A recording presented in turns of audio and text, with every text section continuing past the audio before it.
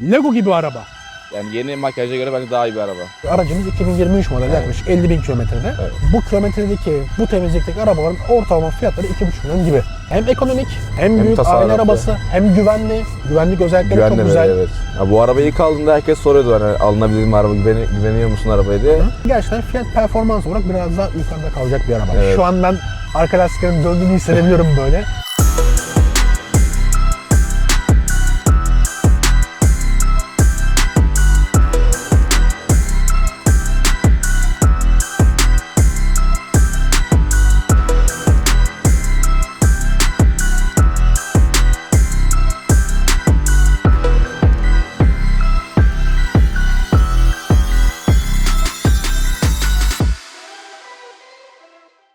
Arkadaşlar merhaba, Drive Masters hepiniz hoş geldiniz. Soğuk bir İstanbul sabahından hepinize Renault'umuzla beraber merhaba. Bugün karşımızda 2023 model Renault Alpine 1.2 200 beygirlik mild hibrit versiyonuyla beraberiz. Harbiden çok soğuk lan, 0 derece gösteriyor.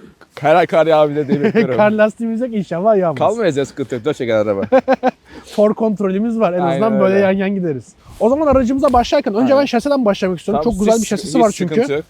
CMF, CD platformunda arabamız. Yani Common Modüler Family ailesinde Lego gibi araba.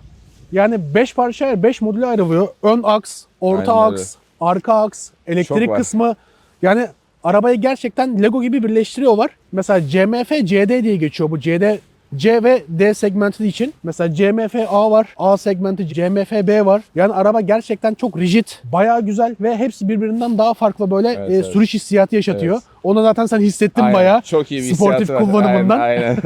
Öncelikle motordan başlayalım çünkü aracımız gerçek anlamda bir hibrit, 200 Evet, beygir evet. güzel bir performansı var. Önce ben bir kaputu açayım. Dediğimiz gibi aracımız 1.2 200 beygir, 130 beygirlik 1.2 3 silindirli Renault Nissan işbirliğiyle gelişen HR12 kodlu motorumuz var. 205 Nm torku var. 70 beygirlik bir elektrik motorumuz var. Gayet güzel çalışıyor. Evet. Hızlanması falan çok güzel. 8.1 saniye 0-100'ü var. Bayağı bir atik bir araba. Yani Emre bize bol bol bahsetti. Bayağı Abi atik. çok güzel, çok atik. Tek sıkıntımız 175 hız sınırı olması. Maalesef. Düz yolda maksimum 180 görebiliyoruz. Aynen. Yani o biraz sıkıntı sadece 200 beygirlik bir araç için. Onun Evet. dışında zaten motor gayet güzel, rigid ve çok lineer bir yapısı var yani. Çok güzel Öyle. akıcı. Şimdi şuna değinmek istiyorum. Bu arabalar genelde CVT şanzımanla karıştırılıyor. Aynen Onu öyle. zaten sen de çok Evet, karşına gelmiştir Evet, yani. evet. Bu arabada multimod şanzıman diye bir şey var. Bu da şu şekilde 4 tane dişli arabanın normal içten yanmalı motoruna bağlı, 2 tane dişlisi de elektrik motoruna bağlı. Aslında araba 6 ileri vites, Aynen öyle. 4'ü içten yanmalı Aynen. motorda, İki de- ikisi elektrik motorunda. Evet. Yani arabada herhangi bir şekilde bir kavrama, devraj Asla veya yok. CVT gibi bir kayış yok. Yani elektrik motoru burada hem şanzıman görevi görüyor hem de araba yürütüyor. Evet. Zaten şanzımanın üzerinde motorumuz. Şanzımanını hissetmiyorsun sen nefes attığında arabanın. Yani geçişler de çok güzel, muazzam. Evet. Neredeyse böyle çift kavrama gibi. Ara Evet, bazen hissettirdiği Evet, oluyor. Bazen oluyor evet. Ama genelde ortalama olarak söylersek gayet güzel bir vites geçişleri Evet, de var evet. arabanın. Şeyi beğendim, yalıtımı beğendim. Normalde Renault biliyorsun. Evet. Yalıtım konusunda biraz şeydir. Cimri Sıkıntılı denir ya. aynen, cimri, evet. Sıkıntılı denir. Ama burada gayet güzel, gözümüze hoş görünen bir şeyler var yani. Hani Evet. bu Uğraşıl- premiumunu hissettiriyor araba. Uğraşılmış aynen. Hak ediyor değerini. Yani tasarım olarak da çok güzel zaten araba. Çok güzel bir araba. Kaputun çizgileri yani özellikle şu olaylara ben bayağı Sert. İşte abi. Bu da mı? Kıyamıyorum ben. Hiçbir arabaya kıyamıyorum. Kıydı anladın mı? araba var. Ali şimdi buraya koyarsa zaten patlama efekti koyar. Yani Ön tasarım olarak da değinecek olursak Mercedes'lerden alıştığımız bu Diamond sistemi var. aynen öyle. Nokta böyle çok güzel. Ben Güzel- çok beğeniyorum bunları. güzel bir Özellikle şey. öndeki araba aynadan baktığı zaman Aynen. hani gerçek anlamda lüks bir arabanın geldiğini anlayabiliyor. Renault amblemimiz çok güzel. Bu sefer güzel Yeni olmuş. 2023'ten Aynen. itibaren yani 2022-23'ten Değişti. itibaren yeni logoya geçti. Aslında eski logoya döndü. İlk Ama- Renault 5'lerden bildiğimiz Aynen. logolara döndü ama çok daha modern hali. Tabii arka tarafta da Aynen. ADAS sistemimiz, Öyle. elektronik kontrollü sistemlerimiz, radarlarımız tam arkasında bulunuyor. O yüzden biraz büyük ama zamanla alışıyorsun. İlk başta bir şey geldi bana da.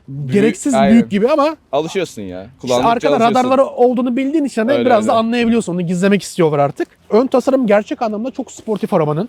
Baktığın zaman sanki böyle Megane RS'ler geliyormuş gibi duruyor. Öyle. Ya Yani- bir SUV hissi vermiyor araba yani sana. Dediğin gibi SUV'den ziyade böyle hani kompakt spor bir araba hani. Aynen öyle. Hatch havası veriyor araba. Aynen Gerçek öyle. hani önden de biraz basıklıktan yukarı doğru çıkıyor ya. Far şekli olsun, her şey olsun. Farlara güzel değindim bu arada. Burada zaten yazısı da yazmışlar. Aynen. LED. Uzun zamandır yazıyor Megane 4'lerden beri. Aynen. Renault LED Pure Vision adında çok güzel aydınlatması olan Ve bu arada artık karşılamamız da var. Aynen öyle. Onu da çok beğendim. Şurada uzaklaştığımız Şu an zaman araba zaten açık yapar. ama Dur kilitlenmesi bakalım. lazım. Şu anda görüşürüz yaptı. Kapanırken okey. Şimdi bir açılı. Heh. Bak tekrar selamladı, Aynen. gördün mü? İç dış dış iç. Hem giderken hem gelirken de yapıyor. Gene yapacak. Aynen gene yaptı. Şimdi tık tık tık tık.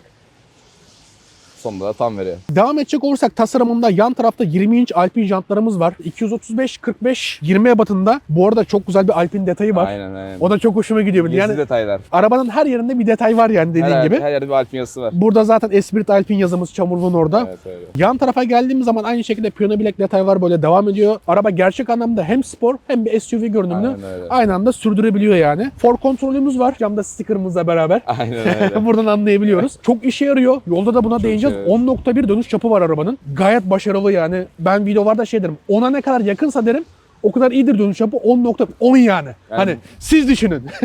Bazen park ederken sorun yaşıyorum yani. Dönüyor ya. Diğer araba dönmüyor. Sorun yaşıyorum mesela park ederken buna. Alışamadım hala. Bu arada hızlı giderken de mesela direksiyon yönüne doğru da dönüyor. Döndüğü için mesela virajlardan sanki bu çok iyi 4 çeker. hissettiriyor. 4 çeker bu arada aracımız 4x2 versiyonu olarak Türkiye'ye geldi sadece. Aynen.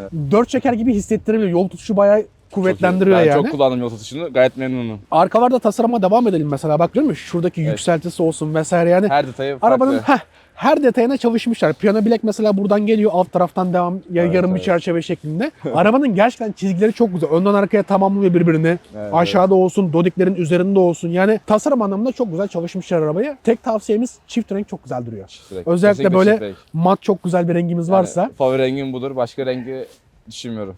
Yani ilk baktığımda mavi düşünmüştük ama sonra bu rengi çift renk ve çok asi bir renk duruyor yani. Arabaya böyle spor gösteriyor. Mavi böyle gece böyle siyah gibi duruyor ama bu renk gece de sabah da çok güzel duruyor. Yani temiz olduğunda özellikle parlıyor bir renk. Bir de matlar böyle hani daha çok böyle ağır arazi Aynen. arabalarında olur ya. Oradan da bir asilik katıyor yani arabaya. Tek Asi. sıkıntımız bakımı biraz zor. Allah Evet, korusun biraz herhangi bir yani- çizikte falan. Kirlendiğinde bir sıkıntı yaşıyoruz ama sıkıntı yok. Allah korusun herhangi bir aynen, çizilmede O vesaire yüzden PPF. boya tutma olayı biraz sıkıntı, dediğin gibi bir PPF istiyor lazım. araba mecburen. Şimdi arka tarafa geldiğimiz zaman öndeki gibi bu arada selamlamamız Aynen, var burada da. burada Ali onu arkada ekstra selam çeker var. zaten bizim Aynen. için. Yani Renault'un makyajlı kasalarında gelen böyle şeffaf stoplara da alıştık Aynen. ama böyle olmasına rağmen içeride mesela Renault yazısı olsun. İşte ne bileyim etrafındaki Gizli böyle yazılar böyle. Gizli şeyler güzel oluyor böyle. evet gizli detay var, çok güzel oluyor böyle. Hoşuma Ne bileyim gidiyor. mesela Peugeot'un aslan pençesi gibi böyle Aynen. tık tık tık indirmiş. Yani tasarım anlamında gerçekten araba. Fransızlar bu konuda Ya şöyle bayağı bir, ileride şöyle yani. bir kıyaslama yapayım. Yani yeni makyajdan bence daha güzel bir tasarım var arabanın. Onu Evet. söyleyebilirim. Yani yeni makyaja göre bence daha iyi bir araba. Tasarım Ben olarak. ben de bu tasarımı bir tık daha beğeniyorum ama şimdi orada da opsiyonların Ya, opsiyonlar olmayışı orada ve farklı. ne olursa olsun yeni bir araba olması çok daha Tabii canım, insanı öyle. çekiyor tabii. Şimdi arka tarafa tasarıma geldiğimiz zaman burada bize normal gerçek bir SUV tasarımı karşılıyor yani aşağı. Gayet büyük bir asilik var. Dediğim gibi difüzörler mesela böyle aracın rengine. Normalde gri zaten de araçta bayağı şu an uyumlu. Evet ya. Bildiğim böyle arka tarafta da kaslı yapısını belli etmeye çalışıyor kendince. Renault Tabii. amblemimiz burada da tekrar zaten yeni ama Evet, arkada yeni. normal fırçalı metalden ziyade o burada da fırçalı metalmiş. Islak olduğu için böyle duruyormuş. Evet. Öndekinin küçük bir amblemi var zaten. Bayağı da güzel duruyor. Evet. Elektrikli bagajımızı açalım o Deneyelim. zaman. 527 litrelik bir bagajımız var. Şöyle bir kıyaslama yapabiliriz. Aşağı yukarı Peugeot 3008'in bagajı ve aynı. Zaten platform gereği aşağı yukarı birbirleri aynı olan otomobiller C segmentinde. 520 litrede başka bir emsal sedanlardan F10 mesela F10 bagajı gibi düşünebiliriz. Aynen öyle. Bu arada koltuk opsiyonu aldığın zaman 16 santim ileri geri hareket edebiliyor. Bu sefer de 627 litreye çıkabiliyor. Evet. Ama tabii ki de arkada oturmak artık Ya, imkansızlaşıyor. o biraz zor. Ama hani bagaj anlamında o şekilde de yapabiliriz. Koltukları tam yatırdığımız zaman da 1736 litreye çıkıyor. Fakat koltuklar tam dümdüz değil de hafif bir eğimli olarak eğimli. Tam hafif bir eğimli yapmalık. olarak kalıyor yani. 4 kişilik 5 kişilik aileye yeterli bir bagaj mesafesi Bagaj bize yeter. İki karşılıyor. valiz rahat alır burası. Büyük iki valiz. Aynen öyle. Denendi onaylandı. Çok rahat bir şekilde dediğin gibi alır. Bagajda sadece sol tarafta bir çakmaklık 12 volt girişimiz var. Onun dışında arkada herhangi bir elektrikli bir şey yok. Koltuklarımız bu arada bu Buradan taraftan yatıyor. kolları var. Aynen. Çektiğim Buradan gibi direkt yatıyor. yatırabiliyoruz. Ondan sonra onun dışında bagajımızda ekstra bir şey yok. Arka tarafa devam edelim o zaman. Şimdi arka tarafa geçtiğimiz zaman koltukların yapısı çok güzel. Evet. Sırtlık kısmı falan güzel kavruyor. Yani baş mesafesi de çok güzel. Bu arada cam tavanı olduğu için aşırı ferah arabanın içi. Evet. Herhangi bir şekilde klostrofobik hiçbir şey yok problem arabanın. yok. Yani tavan ne kadar siyah da olsa normalde arka tarafında bir arabanın klostrofobik Aynen, olabiliyorsun. Özellikle oluyor. boyunda uzunsa. Kemerleri çok beğendim. Alpine paketle beraber gelen Aynen. yanında böyle hafif mavimsi. Mavilikler var. Çok tatlı bir yapısı var yani böyle. Koltuklar dediğim gibi çok rahat, güzel. Ortası kumaş, yanlar deri. Deri de kaliteli bir deri. Yani alışkın Evet. olduğumuz Megane 4'lerden ya da O sevdiğimiz deriden. evet. Dediğimiz gibi sevdiğimiz uygun yollu ama güzel kaliteli bir Aynen derimiz öyle. var. Ortada kol dayamamız var. Ona küçük bir eleştiri Tabii. yapmak istiyorum. Niye dersen biraz kısa. Yani iki kişi çok rahat kullanabilir ama Yok, bardaklık bir aynen. tık daha ileride olsaydı daha rahat olabilirdi. olurdu. Yani buraya herhangi bir şey koyduğundan da bu sefer böyle durman lazım. O Aynen. şekilde de kontrol zor. O da yapacak bir şey yok. Bagaja herhangi bir erişimimiz yok maalesef arka taraftan. Yok, evet. Genel olarak baktığım zaman mesela ışıklarımız çok güzel burada. Dokunmatik led lambalarımız. Evet. Arabanın içinde herhangi bir çok ışık yapmıyor ama böyle tam ideal bir Ama şey ufak yapıyor. bir böyle loş bir Tatlı ışık. dediğin gibi tatlı loş bir ışık yapıyor. Böyle gayet başarılı Çok yani. rahatsız etmiyor yani seni ortamda. Evet dediğin gibi hiç rahatsız etmiyor. Bu arada benimki tek seninki çift. Yok benimki çift seninki tek. Biraz koltuk ayarı da yapalım. Bak böyle dediğim gibi. Baksana bayağı fark ediyor ya bagaj. Evet, evet. Normal yani. 16 santim hareket ediyor ama 16 santim ileri aldığın zaman en fazla bir Bayağı çocuk koltuğu koyabilirsin arkaya. Bebek koltuğu koyabilirsin. Onun dışında normal Aynen bir öyle. yetişkinin sığması neredeyse Çok imkansız hale imkansız, geliyor evet. yani. Arkada iki tane Type-C girişimiz Evet. var. Arkada herhangi bir şekilde klima kontrolümüz yok. Yok. Klima menfezimiz var ama derece ayarı vermiyoruz. Aynen. O zaman ön taraftan devam edelim. Daha kapıyı açar açmaz. Kapıda güzel bir Alpine detayı zaten bizi karşılıyor burada. Kapı bu arada bayağı ağır Ağır, ve tok evet. yani. Diyorum yani arabanın ağırlığını belli ediyor baksana. Çok tok bir Çok yapısı var. ses var aynen. Güzel yapmışlar. Şimdi içeri girer girmez zaten bize burada bir uçak kokpiti karşılıyor. Şurada uçağı kaldıralım. Onu ben çok kullanıyorum. Değil mi? Tek elim böyle yani. Ön koltuklar çok rahat. Bucket koltuk gibi. Güzel kavruyor yani. Yana destekleri bir tık daha geniş ama sırt anlamında çok güzel. Evet. Bir rahatlık var. Baldır da desteği olsaymış gerçekten böyle rekora koltuğa yakın bir yapısı olacakmış yani. Onu da Ama kısmışlar. şey olarak çok güzel. Hani içindeki süngeri gerçekten çok Hissediyorsun. kaliteli, yumuşacık yani. Arabada uzun yola çok rahat çıkarsın ama koltuk kafalıkları biraz böyle benim bir değişime gitti. Evet. Ufak bir rahatsızlık veriyor sanki. Sen bir sürücü olarak mesela ne diyebilirsin buna? Hani Ben uzun yolda bir rahatsızlık veriyor mu? Evet, ben rahatsızım kafalıktan ya. Değişik bir yapısı var çünkü. Kafalığı beğenmedim. Yani şöyle Ben eksi puan aldım kafalık. mesela arkama yaslanıyorum ya. Şu an bizim boyumuz aynı zaten. Birbirimize Evet, aynı ölçülerimiz. Yani yaslandığım zaman kafamdan ziyade önce ensem değiyor böyle bir rahatsızlık veriyor yani. Yalan yok. Genelde kafalı kullanmıyorum zaten ya. Yaslanmıyorum kafalığa. Değil mi? Evet. Yani şöyle gitmek biraz daha mantıklı. Ama yani Şöyle tek elle. Bu Tek elle. el burada. oğlum böyle kaldırıyorsun bu arabayı. Aracımız tam opsiyonlu. Her şeyimiz var. evet. Elektrikli ayarlanabilir Evet. hafızalı koltuğumuz artı masajlı koltuğumuz da var. Masaj olayı güzel. Yolda buna değineceğiz. Tayron'la bir karşılaştırma yapacağız bir önceki videomuzda beraber. Bakalım Renault biraz yakalayabilmişim ama ben yakalayabileceğini zannetmiyorum şu an. Bakalım göreceğiz. Burada çok güzel bir cebimiz var. Yani yaklaşık Bayağı bir geniş. lan. Bayağı derin. genişmiş. Yani şöyle söyleyebilirim. Zaten sen de o şekilde kullanıyorsun. Böyle günlük parfümlerimizi Aynen vesaire öyle. koyabilecek gayet güzel bir alanı var. Yaklaşık herhalde Bayağı bir derinliği var ama. 3 biraz. litreye yakın bir Yani alanımız dediğim gibi var. burası da var böyle Asıl kullanmak olayımız için. burası. Dediğin gibi şu su şişesini de Aynen. şuraya koyalım. Marka yapmayalım. Ali kızıyor. Abi diyor para almıyoruz diyor. Ben reklam yapmıyorum bedava. Şimdi bunun ayarlanabilir olması zaten çok güzel. Evet. Çok kullanışlı. Tek bir şeye değinmek istiyorum. Burada kablosuz şarjımız var ama gündüz özellikle güneşli havalarda cam tavandan ve ön camdan falan buraya çok fazla şey geliyor. Güneş geliyor. Evet. Telefon zaten Çok ısınıyor. ısınıyor. Ekstra bir de ısınma yapıyor. Ama- o biraz sıkıntı Ama yaşatabiliyor mu? soğukta öyle Yaşatıyor. bir sıkıntı yok ama. Ha, Soğukta bu oluyor. havalarda problem Aynen. yok. Bu havada hiç problem yok. Burada da bayağı geniş bir yerimiz Evet, var. Baksana bayağı burası. geniş. Şöyle söyleyebilirim. Burası neredeyse aynı Aynen bir derin. öyle. Bir tık daha derin hatta. Bir tık daha fazla. Buraya da günlük bayağı bir eşyamızı koyabiliriz. Burada herhangi bir Type-C USB girişimiz falan var mı? Yok burada giriş yok. Evet, Type-C hepsi girişi. ön tarafta. Bu arada şuraya kadar da gidiyor. Evet. Şu kısma kadar da gidiyor yani. Göründüğünden daha da büyük yani. Ön tarafımızda 2 tane bardaklık yerimiz var. Burada da aynı şekilde 2 tane Type-C'miz var. Bir tane de 12 volt girişimiz var. Çakmaklığımız var. Evet. Ondan sonra şunu zaten yolda çok oynuyor musun? Evet ya oynarım Değil ya. Çok oynarım. Alıştım artık. Sıkıldıkça falan oynarım onunla. Şunun malzemesini iyi ki kaliteli kullanmışım. Bu çok Evet, bozulur evet. yoksa. Bozulmasın. Çok oynarım çünkü bununla. Değil mi? Böyle Alışkanlık sürekli. oldu ama artık yapacak bir Ya, şey yok. şey anlamında bozulabilir. Yani rayından çıkmadan ziyade Ses. kablosuz şarjı bir de Aynen. zamana trim sesi biraz yapabilir gibime geliyor. Yakında olur belki de. Kötü bir malzeme değil ama Evet. çok kaliteli bir malzeme olmadığını da hissettiriyor bize Aynen yani. öyle. Torpidomuza değinelim, çok güzel bir açılışı var. Şuradan- Ön tarafta gizliymiş gibi duruyor böyle. Yani Yani torpidomuz çok derin değil. Yani çok dedin ama. Şöyle bir şey diyebiliriz. Arabanın normalde kullanım kılavuzunda Evet. artı böyle ruhsat falan bir iki de gözlük kapalayacak kadar Aynen bir öyle. mesafemiz var. Ama arabanın içi gayet kullanışlı. Çok güzel bir panoramik cam tavanımız var. Evet. Arkada değindiğimiz gibi. Yani ben açıkçası Volkswagen grubu gibi hani biraz kısa da olsa açılmasını isterdim yani. Uzun yolda Ama- gerçekten çok işe yarıyor. Ama bu da Yapacak bir gayet şey yok. başarılı. Çünkü baş mesafesini bayağı yükseltiyor Evet. zaten. Bu arada bir şey değinmek istiyorum. Benim en sevdiğim şeylerden biridir. Bacağımızı değdiğimiz yeri çok beğeniyorum ben. Çoğu arabada şey artık sert plastik kullanılıyor ya da boşluk veriyor. Bu Renault aynı konsolu uzun bir şekilde devam ettirmiş ama kapılarda kullandığı yumuşak malzemeyi burada kullanarak gerçekten uzun yolda diz ağrılarını engellemiş yani. Mavi çizgiler gene var burada. Mavi çizgiler dediğim gibi dikişler buradan devam ediyor. Şimdi şuradan bir cam verelim. Renault'larda da yukarıda olması biraz değişime geliyor benim. Şimdi 12.3 inçlik bir hayat göstergemiz, dijital göstergemiz var. 2 modu var. Onda yolda zaten değiniriz. Çok böyle ekstrem bir şey değil.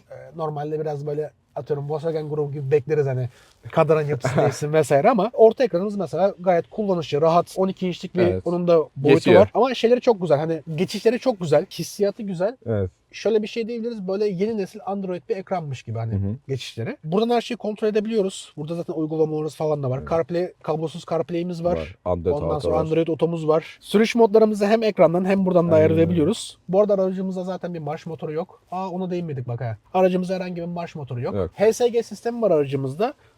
High Voltage Starter. Starter Generator. Aracı hem çalıştırmaya yarıyor, marş motoru görevi görüyor. Hem de vites değişimlerinde zaten o devreye giriyor. Dediğim gibi Evet. 2 dişlisi var. Aynı şekilde de bu sefer rejeneratif frenlemeyi de onunla beraber yapıyor zaten. Bayağı bir güzel sistem. Direkt elektrikle kalkabiliyor yani Aynen araba. öyle. Şanzımanın üzerinde konumlandırılmış. Vites seçicimiz Mercedes gibi üst tarafta. Evet. Gayet güzel. Yani alıştık artık. Elektrikli bir Aynen araba öyle. olduğu zaman hani buradan kontrol etmeye alıştık Kolay yani. tek hamlede. Sadece Renault'da silecekleri buradan yan tarafta kol olarak hani kontrol etmiş. Şurada ha. Aynen. Şu tarafta kontrol Bazen ederken karışıyor. vitesle beraber bir Onu yaşamadan yolda bir yandan neye Evet. geliyor vites korkuyorum. karıştı oluyor yani. O biraz zamanla alışılabiliyor. Ses açma kapamayı buraya koymaları Aynen. biraz da böyle Klasik araba. Klasik Renault. Clio da var. evet, klasik Renault'ları andırıyor ama direksiyonumuz gayet güzel. Evet. Yapısı var. O zaman geri kalan her şey yolda değinelim diyelim. Tabii. Yoldan görüşürüz.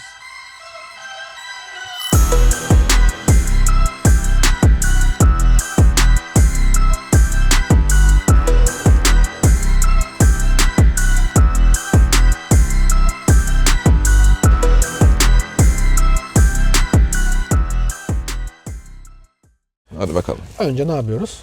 Masaj Masaj, açıyoruz. aynen. Masajı deniyoruz. 3 modu var. Güzel, bel, rahatla, dinamik. Hissedeceksin biraz gerek sonra. Biraz geç veriyor. Buradan şeyi de göstermesi çok güzel. Evet. Animasyon olarak göstermesi de Şu çok an güzel. sesleri duyuyorum ama geliyor galiba. Evet. Hafif hafif. Tabii. Bu sert olanın mesela. Bilmiyorum baktığın onu zaman. dinamiği tam hatırlamıyorum. Bakalım. Bölge Yana farklı. doğru, aynen yana doğru genişliyor. Sertliğinden ayrılamıyoruz değil mi? O nedense Yok, o yani. aynen. Sadece 3'ten biri yani. Özellikle bu trafikte falan güzel geliyor yani Evet. durduğunun. Şimdi bismillah deyip yolumuza çıkalım. Bildiğimiz zaten koldan Aynen. vites. Oto hold'umuz var galiba Aynen. şu an. Oto Full hold'da açık. araba. Aynen. Şu an herhangi bir pedala basmıyoruz yerinde. Ufak dokundu zaten direkt gidecek araba. Anında zaten kendini saldı. Aynen. Ambiyans aydınlatma çok güzel. Ambiyansın altında da nubuk bir malzeme var. O da çok hoş duruyor yani. Dokusu çok güzel yani. Aynı şekilde dikişleri de oradan mavi olarak Aynen. devam ediyor yani. Evet evet. Bayağı sportif bir görünümü var arabanın. Aynen. Şu an sessizdeyiz güzel elektrikli araba. Evet, şu an Huzuru elektrikli var. arabadayız yani. Çok rahat bir şekilde seyahat edebiliyoruz. Şuradan dönüşümüzü de alalım. 10.1 ise her yerden dönebiliyorsun. Tabii canım rahat ya Yani dönüyorsun. for control gerçekten bu arabada Hissettiriyor. olması gereken bir şey yani. Özellikle arkada oturunca çok güzel hissediyorsun arkada döndüğün lastiği. Evet, arkada özellikle çok fazla hissediyorsun yani. Arabanın döndüğünü şey gibi oluyor. Araba driftteymiş gibi Aynen. oluyor. Yani arkada o hissiyat yaşatıyor Atacak yani. gibi ama atmıyor araba asla. Araba tutan birisinin midesini bulandırır yani arka Oo, dönerken. evet. Ben yapıyorum arada sırada döndürüyorum arabaları. Yolda zaten videonun da çekti. Acayip duruyor ya arkadan. Hani gerçek anlamda Aynen. lastikler ters gözüküyor yani. For control çok işe yarıyor. İlk aldığımızda denemiştik de özelliği. Sadece şöyle bir eleştirim olabilir. Motor bayağı bir sesli çalışıyor. Üç Evet silindir onu motor. anlıyorsun. Hani bayağı hissettiriyor Evet. kendini yani. Ha 3 silindir sesini severiz. Mini, Ama mini o ses anlıyorsun böyle yani. Özellikle zorlayınca Evet. daha çok geliyor. Şu an mesela rampadayız. Biraz zorlanacağı için. Rampada her türlü veriyordun. Orada ne kadar güç verdiğini görüyor. yüzde. Aynen. Dediğin gibi elektrik motoru illaki destek veriyor yani. Şu an mesela devreye girdi ama şeyi çok güzel. Geçişleri çok güzel. Hissettirmiyor. Evet evet. Yani şey olarak söyleyeyim. Elektrikten benzinliğe sesi almazsan, yani müziği açarsan ki Ben müzik evet. sistemi de çok güzel. Müzik dinlerken Bakıyorum aradan elektriğe geçtim, benzine geçtim de bakıyorum. Kapatıyorum müziği, öyle anlıyorum ses geçtiğini. Çok arada böyle ani Evet. hareketler yaparken hani elektrikten benzinliğe geçerken Evet. anlayabiliyorsun ama normal şehir içi sakin kullanımda Aynen, sıkıntı yok. araba elektrikte mi benzinli mi anlamak bayağı zor. Evet. Ama ses olarak biraz Ya ani harekette, ani ıslanmada direkt elektrik benzine geçiyor araba. yani sanki benzindeymiş de devir almış gibi araba. Aynen. Aynı şekilde bıraktığın zaman elektrikliye geçiyor. Sanki start stop devreye girmiş, stop etmiş. Aynen. Yani bir titreşimi biraz fazla motorun. Üst sindirve olmasından dolayı onu biraz normal görebiliriz ama ses anlamında biraz fazla. Beklentinin biraz daha üstünden. Yalıtımı bir tık daha iyi olabilirmiş. Ama aşırı rahatsız etmiyor. Hatta üzerine böyle sportiflik bir havasını da katıyor yani. Yalan yok şimdi. O konuda güzel yani. Baksana mesela. Arkadan tatlı tatlı üst sindirme sesi geliyor yani. Hani rahatsız etmiyor da hani elektrikli rahatlığını Var, biraz şey yapıyor yani. Egale ediyor ses. Aynen. Ya olsun, yapacak bir şey yok. Ses lazım da illa ki arabaya. Ya tabii yani zaten içten yanmalı motor olduğu zaman biraz daha böyle Aynen. araba hisli oluyor. 20 inç jantla beraber bu arada hani yol sesini biraz alıyor Evet. hafiften. Yalıtımla da alakalı tabii Aynen. o. Ama çukurlara gayet de hissediyorsun yani. Evet. Şimdi görüntü konusunda gerçekten insanın beklentisini karşılıyor ama Aynen. kullanım açısından şehir içinde böyle ufak tefek çukur var zaten Evet, tabii. İstanbul ara sokaklarını biliyoruz yani caddelerini Aynen. O biliyoruz. yüzden yavaş geçmek. Heh, biraz yavaş geçmek daha iyi. Hem jant açısından hem de yani ses, gürültü, Aynen. konfor açısından. Yani konfor istiyorsak 20 jant almasak biraz daha iyi gibi. Ama yani genel olarak arabanın kullanımı olsun böyle hemen rahat bir, yani yumuşak bir direksiyonlu, atik bir araba. Kesinlikle. Çok rahat açıyor her yere. Kesinlikle çok atik bir araba. 200 beygir olduğunu gerçekten hissediyorsun. Aynen. Buradaki tek dezavantajı dediğimiz gibi yüksek hız. Dışarıda da konuştuğumuz gibi yani. 175'te arabanın artık gücünü kesmeye başlaması, 180'den de yukarı çıkmaması. Güvenlik anlamında iyi ama şimdi 200 beygirlik Aynen. böyle seri bir arabadan uzun yolda özellikle Uzun biraz yolda daha çok hızlanmayı ihtiyaç istiyorsun yani. duyuyorsun, evet. Yani şehir içinde neyse de uzun yolda. İlk bunu Volvo'lar başlattı. Volvo'dan sonra artık mantıklı bir güvenlik kural ama önlemi bilmiyorum olarak. yani. Yani arabanın genişliği mesela 4825 mm. Aramızdaki mesafeden bunu anlayabiliyoruz Aynen. yani. İçerisi dediğim gibi yani 5 kişilik bir aileye fazla yeterli. Konforlu. Orta kısım sadece hani rahatlık açısından şöyle biraz sert bir malzemesi var ama şaft tüneli biraz aşağıda olduğu için rahat bir şekilde oturabiliyor yani. Yüksekliği arabanın 1664 mm. Şehir içindeki o tümseklerde vesaire çukurlarda falan hani çok rahat bir şekilde geçebiliyorsun. Büyük jantın da vermiş olduğu şey de var tabii Evet. orada. Yani asıl olayımız ağırlık abi. Arabanın ağırlığı 1673 kilo. Yani şöyle 1673 kilo, internette farklı değerler var. Evet. 1517 yazan var, 1573 yazan var. Şimdi bunu da bir açıklık getirmek istiyorum. Arabanın donanımından dolayı bu. Evet. Şimdi orada normal arabanın kuru ağırlığı yazıyor. Şimdi 50 kiloluk bir bataryamız var arabada. Şimdi onun bir ağırlığı var. Evet, batarya, For kontrolün var. Aynı şekilde şimdi elektrikli koltuk alıyorsun. Bunun mekanizmasının ağırlığı falan. Her şeyin ağırlığı var yani. Şimdi hepsini üst üste koyduğumuz zaman 1673 kilo. Yani neredeyse 1.7 tona yaklaşık yani 1650 kilo civarı bir ağırlığımız var. Ama öyle hissettirmiyor, ağırlığı hissettirmiyor. İşte motor da bunu çok güzel egale edebiliyor yani. 130 beygirlik benzinli motorun yanında 70 beygirlik elektrikli motoru 205 Nm tork var ama şöyle bir şey söylemek istiyorum. Normal bir arabada şimdi 205 Nm düşük gibi gelir ama Evet. bu araba elektrik motoruyla olduğu için her devirde var, anladın mı ben demek istediğimi? Araba bunu çok güzel bize şey yapabiliyor, lastiği iletebildiği için hani şöyle diyebiliriz, 300 torkluk bir arabanın gücünü hissedebiliyoruz yani. Evet. Hani orada 205 rakamı biraz düşük kalabilir ama hani çok daha fazlası aslında. Dediğim gibi elektrik motoru olduğu için.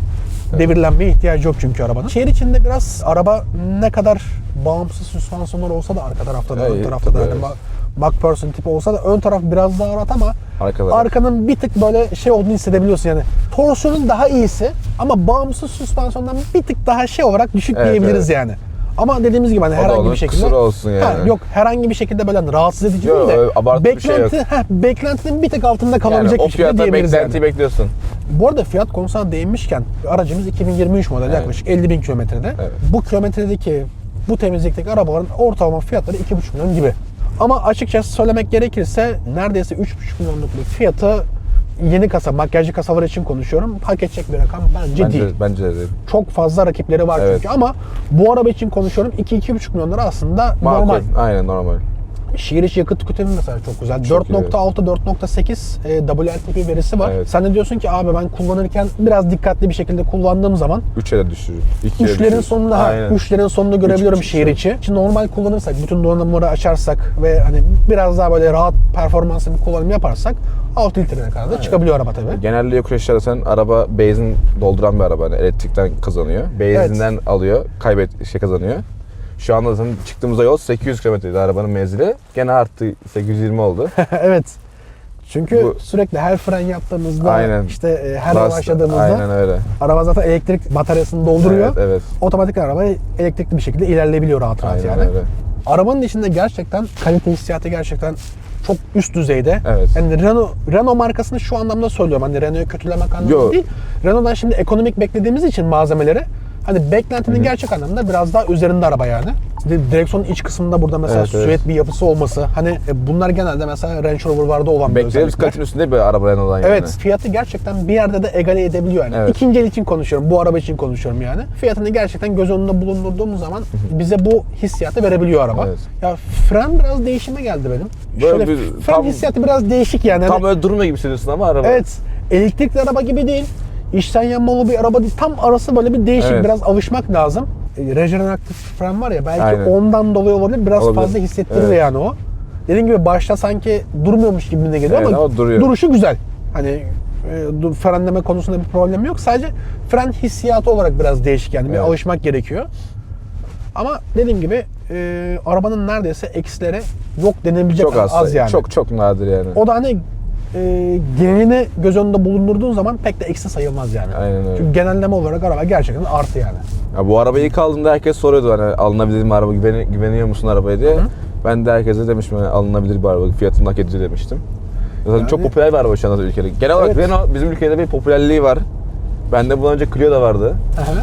O da az yakıyordu. Genel olarak Renault araba az yakıyor. Şimdi Renault dediğimiz zaman zaten aklımıza ilk gelen şeyler yakıt az, Aynen öyle. parça çok, Aynen öyle. fiyatlar uygun. Kalite. Fiyat Fiyat performans. Aynen. Kalite fiyat performans. Şimdi 1 milyonluk arabasını o kadar beklediğin için normal. 2 milyonluk arabasının daha iyi gibi fiyat performans arabasıdır ama bu araba gerçekten fiyat performans olarak biraz daha yukarıda kalacak bir araba. Megane'dan ziyade bir Latitude ya da yenilerin neydi?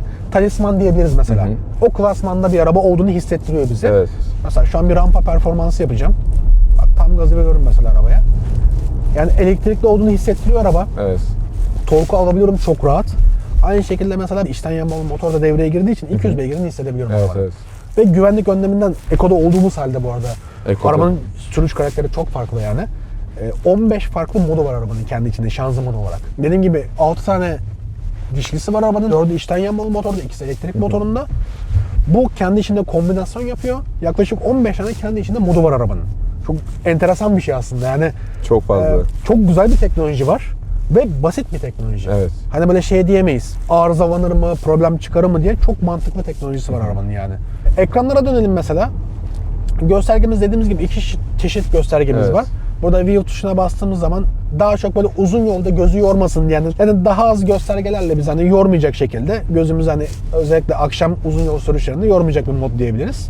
Ya çok kullanmıyorum genelde o modu ya. Genelde dediğimiz gibi zaten Bu ilk güzel, arabaya güzel. bindiğimiz modda kullanıyoruz. Burada da gerçekten de her şeyde gözümüzün önünde yani. Zaten bir devir göstergemiz var. Evet. Onun dışında bir de hız göstergemiz var. Bir de bataryanın Devir enerjisi. göstergemiz de elektrikli olup olmadığını dediğimiz gibi yani sürüşte anlayamadığımız için bazen bakmak gerekebiliyor yani. Evet. Oradan da anladığımız oluyor. Şurada ufak mesela çok ufak bir deneyeceğim. Yapıştırıyor resmen. Evet, o hissiyatı veriyor. Elektrikli bir araba kullandığımı hissediyorum. Evet. Spor modunda çok daha farklı araba Spor yani. var. Ondan sonra Parasını zaten kendin ayarlıyorsun. Konfortta Bir de mesela konfor, tam klas. arası böyle. Aynen. Hani yumuşak davranırsan arabaya, araba az yakma, Eko'ya daha yakın oluyor. Ne hızlı gitsin ne yavaş gitsin modunda. Biraz daha gaz pedalına bastığın zaman biraz daha sportif şeylerin hani Nasıl dönebilir? gaz pedal olarak sana göstermeye başlıyor yani. Evet. Ben genelde Eko'da kullanıyoruz ya. Yani diğer modları şehir çok içi- kullanmıyoruz. Evet, şehir içi daha çok Eko yani. Böyle kalkış yani birileri yenmek için sporta alma oluyor tabii. Çünkü kalkış cidden çok kuvvetli bir araba. Çok kuvvetli araba yani özellikle spor modunda arabanın tamamen karakteri değişiyor. Çünkü sportta mesela ben bazen geçen dip gaz denedim böyle. Çekiç kontağı kapattım, dip gaz denedim. Direkt sardı lastik. Direkt sardı, gitmedi yani. Çok keyifli bir araba gerçekten. Evet. Yani bunu hissedebiliyorum. Direksiyon hissiyatı çok güzel araba. Yumuşak, bayağı yumuşak. Direksiyon bayağı yumuşak ve dönüşlerde dediğim gibi yani arabanın yengeç yaptığını hissedebiliyorum yani. Evet. Şu an ben arka lastiklerin döndüğünü hissedebiliyorum böyle. Çok böyle şey hissettiriyor kendini yani. Nasıl diyeyim sana? Her viraja rahat rahat girebileceğim güvenini veriyor yani bana araba. Evet. O konuda gerçekten beklentimin çok daha üstünde yani. İmkanınız varsa mutlaka for kontrollü alın arabayı. Buradan Bence de. öneriyorum yani. Hani Ben de çok güzel bir Diğer- özellik, çok yararlı bir özellik. evet, diğer opsiyonlar biraz daha kullanıcının hani kendi şeyine göre değişebiliyor. İşte elektrik koltuk vesaire ama for kontrolsüz almanızı pek tavsiye etmiyorum yani Bence de. açıkçası. O zaman arkadaşlar beğendiyseniz mutlaka beğenmeyi unutmayın. Bizi takip edin. İAU Cars'ı mutlaka unutmayalım. Mutlaka. İAU Cars'ı takip edelim. Sağ Bir de- olsunlar. Bir dahaki arabayla çok beklenilen bir arabaya geleceğiz. Ben getireceğim onu da. O zaman şöyle bize de sürpriz olsun. Aynen öyle. BMW mi? BMW diyoruz. Tamam. O zaman herhangi bir serisi olabilir. Evet. Hiç çalışmayacağım. Bakayım bildiğim arabalardan mı? O zaman arkadaşlar takip etmeyi unutmayalım ve Drive Masters'a kalın. Abone olmayı unutmayın. Abone de olalım bak. Beğeni, abone hepsi. Beğeni abi. Bütün düğmelere Hepsi basalım. basın. Ego attırmayı unutmayın. Ali indirim sözünü verdin. Ali %25 geliyor bak. İAU bir VIP karta. Kendinize iyi bakın. Drive Masters'a kalın.